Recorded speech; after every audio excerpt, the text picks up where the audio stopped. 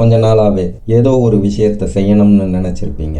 ஆனா அதை செய்ய முடியாம போயிருக்கும். நீங்க பிளான் பண்ணுவீங்க, ஆனா அதை எக்ஸிக்யூட் பண்ணவே முடியாது. மனசுக்குள்ள ஏதோ ஒரு இனம் புரியாத ஒரு உணர்வு, இல்லைன்னா ஏதோ ஒரு ஆழ்ந்த யோசனை, நாமெல்லாம் எதுக்குமே பிரயோஜனம் இல்லை அப்படிங்கிற ஒரு நினைப்பு. இந்த மாதிரியான விஷயங்கள் எல்லாம் உங்க மனசுல வந்து போகுதா? அப்படின்னா யாரோ ஒருத்தர் உங்களை அவங்களோட கட்டுப்பாட்டுல வச்சிருக்கிறதுக்கு நிறைய வாய்ப்புகள் இருக்குன்னு சொன்னா நீங்க ஆச்சரியப்படுவீங்க தானே. அப்படி நமக்கே தெரியாம நம்மளை கண்ட்ரோல் பண்ற மேனிபுலேட்டர்ஸோட 5 வகையான தந்திரங்களை தான் இந்த வீடியோல தெரிஞ்சுக்க போறீங்க. வீடியோக்குள்ள போறதுக்கு முன்னாடி நம்ம சேனலுக்கு நீங்க புதுசுன்னா இந்த மாதிரியான பயனுள்ள வீடியோக்களை தொடர்ந்து பார்க்கறதுக்கு நம்ம அஞ்சாதே சேனலை சப்ஸ்கிரைப் பண்ணுங்க. பெல் நோட்டிபிகேஷனை தட்டி விடுங்க. உங்களை அவங்களோட கட்டுப்பாட்டுக்குள்ள கொண்டு வருவதற்காக மேனிபுலேட்டர்ஸ் உபயோகப்படுத்துற முதல் ட்ரிக் கில்ட் டிராப்பிங். அதாவது உங்களோட குற்ற உணர்வை தூண்டி உங்களை சிக்க வைப்பது. நீங்க என்னைக்கோ உங்களை அறியாம ஒரு சின்ன தவறு செய்திருப்பீங்க. அதை பத்தி நீங்களே மறந்து போயும் இருப்பீங்க. ஆனா அதை பத்தியே பேசி உங்களை மன உளைச்சலுக்கு உள்ளாக்கி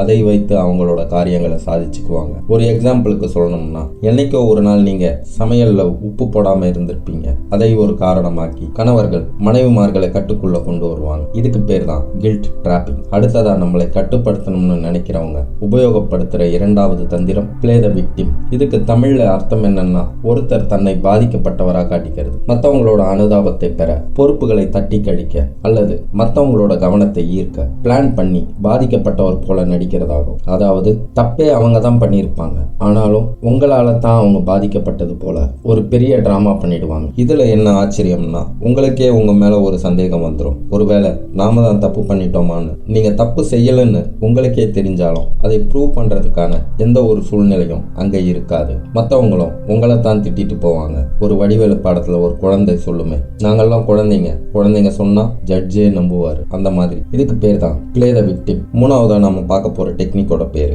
கேஸ் லைட்டிங். இதை நீங்க பொதுவா நிறைய இடத்துல கேள்விப்பட்டிருப்பீங்க. இந்த டெக்னிக்கு ஏன் கேஸ் லைட்டிங் என்று பேர் வந்ததுன்னா, 1944ஆம் ஆண்டு வெளியான ஒரு படத்தோட பேர் தான் கேஸ் லைட்டிங். அந்த படத்துல மனைவியை மனிபுலேட் பண்றதுக்காக அவளோட கணவன் சில டெக்னிக்ஸை யூஸ் பண்ணுவான். அதுல ஒண்ணு, அவனோட மனைவியை பைத்தியம்னு நம்ப வைப்பதற்காக வீட்டுல இருக்கிற கேஸ் லைட்டோட வெளிச்சத்தை டிம்மா வச்சுட்டு அதை அவன் மனைவி கேள்வி கேட்கும் போது டிம்மாலாம் எரியல, நல்லாதான் எரிஞ்சுக்கிட்டு இருக்குன்னு சொல்லி அவளை மன ரீதியா துன்புறுத்துவான். அப்ப அவன் மனைவி குழப்பம் அடைவான். அதனாலதான் இந்த டெக்னிக் பேரு கேஸ் லைட்டிங்னு வந்தது. இந்த தந்திரத்தில் சிக்கிற ஒருத்தர் தன்னுடைய சொந்த ஞாபக சக்தி, புத்திசாலித்தனம், இல்லைன்னா ஒரு விஷயத்தை புரிஞ்சுக்கிற திறனை சந்தேகிக்கிறபடி மற்றொரு நபரால் செய்யப்படுற ஒரு வகையான மன ரீதியான துன்புறுத்தல்னு கூட சொல்லலாம். இந்த உளவியல் சூழ்ச்சியில உண்மையை வேணும்னே மறைச்சிட்டு தவறான தகவல்களை கொடுத்து பாதிக்கப்பட்டவங்களை தன்னம்பிக்கை இல்லாதவராக மாற்றுவாங்க. இதைத்தான் சைக்கியாட்ரிஸ்ட் உளவியல் மோசடின்னு சொல்லுவாங்க. சுருக்கமா சொல்லணும்னா, நடக்காத ஒரு விஷயத்த சொல்லி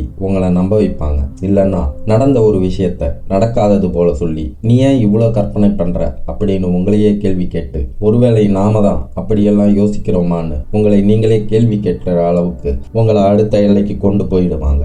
இதுக்கு பேர் தான் கேஸ் லைட்டிங். நாலாவதா நாம பார்க்க போற டெக்னிக்கோட பேரு லவ் பாம்பிங். இதுக்கு கரெக்டான தமிழ் வார்த்தை எனக்கு தெரியல, இருந்தாலும் இதுக்கு காதல் குண்டு வெடிப்புன்னு வேணா பேர் வச்சுக்கலாம். இந்த தந்திரத்தில் ஈடுபடுறவங்க ஆரம்பத்துல உங்க மேல அளவுக்கு அதிகமான அன்பையும், நீங்க எதை செஞ்சாலும் அதிகமா புகழ்றதையும், நீங்க எதிர்பார்க்காத நேரத்துல நிறைய பரிசுகளையும் கொடுத்து உங்களை திக்குமுக்காட வைப்பாங்க. நீங்க உங்க மனசுக்குள்ள அடடா இப்படிப்பட்ட ஒரு துணை நமக்கு கிடைச்சிருக்கேன்னு நினைக்கும் போதுதான் அவங்களோட மேனிபுலேஷன் ஸ்டார்ட் ஆகும். உங்களை முழுமையா கட்டுப்படுத்த ஆரம்பிப்பாங்க. அவங்களை சார்ந்து இருக்கிற மாதிரி ஒரு சூழ்நிலையை உங்களுக்கு உருவாக்கிடுவாங்க. சொல்ல போனா, உங்க மேல அதிகமா பரிவு காட்டின ஒருத்தன் திடீர்னு உங்க மேல அதிகார துஷ்பிரயோகம் செய்ய ஆரம்பிப்பான். மத்தவங்க கிட்ட இருந்து உங்களை தனிமைப்படுத்தி நீங்க யாருக்கிட்டையும் உதவி கேட்க முடியாத அளவுக்கு அவங்களுக்கும் உங்களுக்கும் இடையில ஒரு இடைவெளியை ஏற்படுத்திடுவான். நீங்க இவங்கிட்ட இருந்து ஒதுங்கிடலாம்னு நினைக்கும் போது நீயும் நானும் எப்படியெல்லாம் இருந்தோம்னு சொல்லி உங்களை எமோஷனல் பிளாக்மெயில் பண்ணுவான். அதனாலதான் இதுக்கு பேர் லவ் பாம்பிங். அவங்களோட நோக்கமே உங்களை முழுமையாக நம்ப வைத்து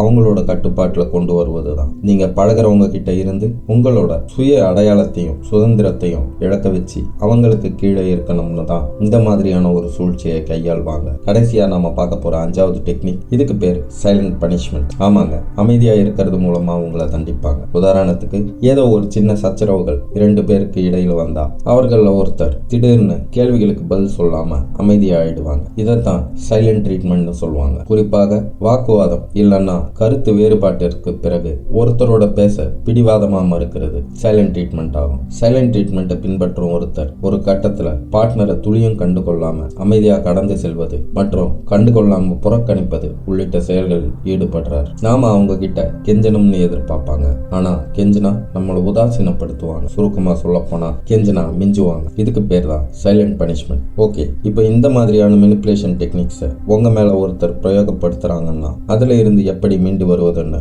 நம்மளோட அடுத்த வீடியோவில் பார்ப்போம். அதுவரையில் உங்ககிட்ட இருந்து விடைபெறுறது உங்க நண்பன் ராஜேஷ். நன்றி, வணக்கம்.